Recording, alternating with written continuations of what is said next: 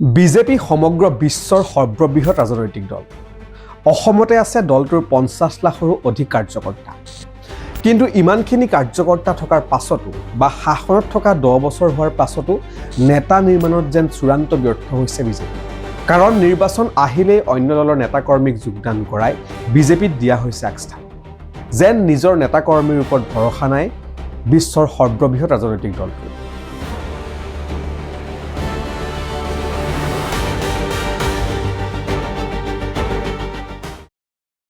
লাহে লাহে কংগ্ৰেছীৰ গ্ৰাসত অসম বিজেপি। বিধায়ক মন্ত্ৰীৰ পৰা ৰাজ্যিক কমিটিৰ বিষয়ববীয়ালৈকে বিজেপিত চলিছে নেকি কংগ্ৰেছীৰ দপদপনি। মুঠতে আপুনি যিফালেই চাই সেইফালেই দেখিব ৰাজ্যিক বিজেপিৰ ভিতৰ চৰাত বহু পুৰণি কংগ্ৰেছীৰ দপদপনি। কংগ্ৰেছৰ প্ৰাক্তন মন্ত্ৰী, বিধায়ক, প্ৰদেশ কংগ্ৰেছৰ প্ৰাক্তন সভাপতি, নিখিল ভাৰত কংগ্ৰেছ কমিটিৰ দায়িত্বত থকা বহুজন এতিয়া বিজেপিৰ হাই প্ৰফাইল নেতা। আৰু কংগ্ৰেছ ত্যাগ কৰি বিজেপিত যোগদান কৰাৰ পাছত প্ৰায় আটাইবোৰ নেতাই দুখ জাপে ৰকিবুল হুছেইনলৈ। দল ত্যাগৰ মুখ্য কাৰণ হৈ পৰে ৰকিবুল হুছেইন। ৰকিবুল হুছেইনে কংগ্ৰেছক ৰূপান্তৰিত কৰিছে মিয়াৰ দললৈ। গতিকে কংগ্ৰেছত এতিয়া আৰু খিলঞ্জীয়া লোক তিষ্ঠি থাকিব নোৱাৰে। এনে অভিযোগৰ ভিত্তিত বহু হেভিৱেইট কংগ্ৰেছীৰ ঠিকনা হৈ পৰে বিজেপি।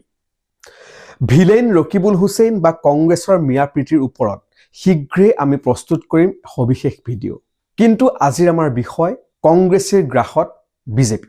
এই কথা হয়তো ৰাজনৈতিক শত্ৰুও বিশ্বাস কৰিব, হিমন্ত বিশ্ব শৰ্মাৰ সমান জনপ্ৰিয় ৰাজনীতিক বৰ্তমান অসমৰ ৰাজনীতিত আৰু বেলেগ কোনো নাই।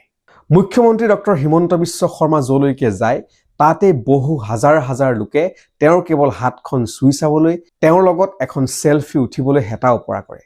কিন্তু আমি সকলোৱে জানো হিমন্ত বিশ্ব শৰ্মাও এটা সময়ত আছিল কংগ্ৰেছ চৰকাৰৰ দিনৰ প্ৰতাপী মন্ত্ৰী। আৰু কাৰ নাম ল'ব আপুনি? অসম প্ৰদেশ কংগ্ৰেছ কমিটিৰ প্ৰাক্তন সভাপতি ভুৱনেশ্বৰ কলিতালৈ নিশ্চয় আপোনাৰ মনত আছে।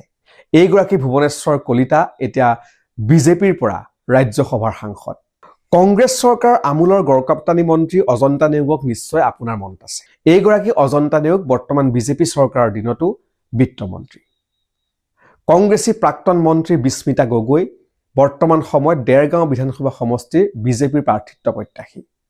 সেইদৰে প্ৰাক্তন কংগ্ৰেছী বিধায়ক ৰাণা গোস্বামী, পীযুষ হাজৰিকা, জয়ন্ত মল্ল বৰুৱা, ৰূপজ্যোতি কুৰ্মী, পল্লৱ লোচন দাস, কেপ্টেইন ৰবীন বৰদলৈ এতিয়া বিজেপি। এওঁলোকৰ ভিতৰত বৰ্তমান কোন কেনে পৰ্যায়ত আছে সেয়া সকলোৱে জানো। পিছে ৰাণা গোস্বামীৰ কথাটো অলপ সুকীয়া। 2024 লোকসভা নিৰ্বাচনৰ সময়ত যোৰহাট সমষ্টিৰ প্ৰাৰ্থী আছিল গৌৰৱ গগৈ। গৌৰৱ গগৈৰ লগত একেলগে নিৰ্বাচনী কাৰ্যসূচীত নামিছিল ৰাণা গোস্বামী। আনকি ৰাণা গোস্বামী আছিল গৌৰৱ গগৈৰ মনোনয়ন পত্ৰ দাখিলৰ সময়ৰ যাত্ৰাৰ সহযোগী। কিন্তু হঠাৎ ৰাণা গোস্বামীয়ে লোকসভা নিৰ্বাচনৰ প্ৰাকখনত কংগ্ৰেছ ত্যাগ কৰে আৰু বিজেপিত যোগদান কৰে। আৰু বৰ্তমান সময়ত ৰাণা গোস্বামীৰ স্থিতি কি সেয়া আমি সকলোৱে জানো। তালিকা আৰু দীঘলীয়া। বৰ্তমান লখিমপুৰৰ সাংসদ প্ৰদান বৰুৱা, মন্ত্ৰী ৰূপেশ গোৱালা, বিধায়ক ক্ৰমে মানৱ ডেকা, দিগন্ত কলিতাও এটা সময়ৰ কংগ্ৰেছী।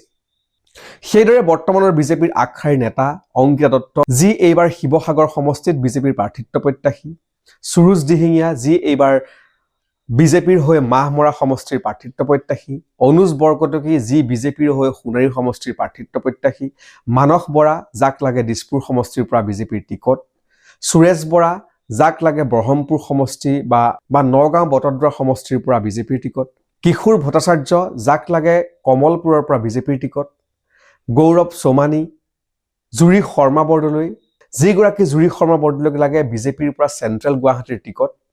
এই আটাইবোৰে আছিল এটা সময়ৰ কংগ্ৰেছী।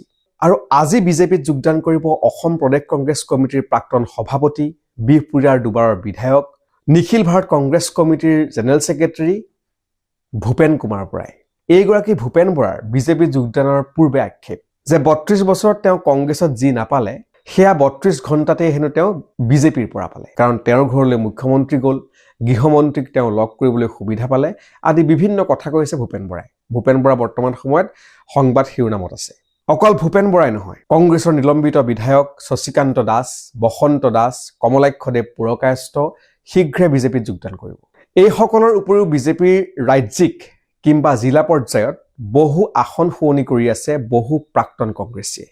আৰু এই যে কংগ্ৰেছ ত্যাগ কৰি বিজেপিত যোগদান কৰিছে এইসকল নেতাই প্ৰায়ে তেওঁলোকে ক'ব খোজে যে কংগ্ৰেছ ত্যাগ কৰা তেওঁলোকৰ মূলতেই হ'ল কংগ্ৰেছৰ মিয়াপ্ৰীতি আৰু ৰকিবুল হুছেইন। অকল কংগ্ৰেছ বুলি ক'লেই ভুল হ'ব। যদিও কংগ্ৰেছৰ পৰা যোৱা লোকৰ তালিকা দীঘলীয়া, অসম গণ পৰিষদৰ পৰাও কিন্তু বিভিন্ন সময়ত বিজেপিত যোগদান কৰি আছে বহু শক্তিশালী নেতাই।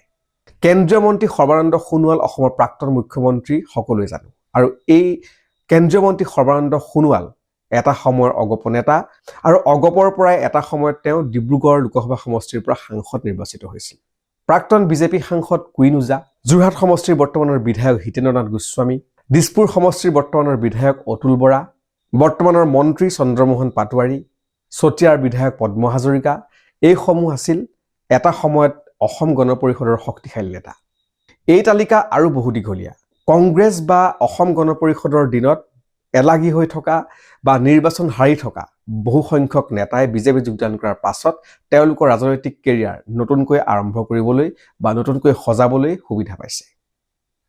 পিছে এতিয়া লক্ষণীয় হ'ব ভূপেন বৰাই এইবাৰ বিজেপিৰ টিকটত বিধায়ক নিৰ্বাচিত হৈ আহিব পাৰিব নে নোৱাৰে। আজিৰ ভিডিঅ' ইমানতে সামৰিলোঁ। পৰৱৰ্তী ভিডিঅ'ত পুনৰ লগ পাম। ধন্যবাদ।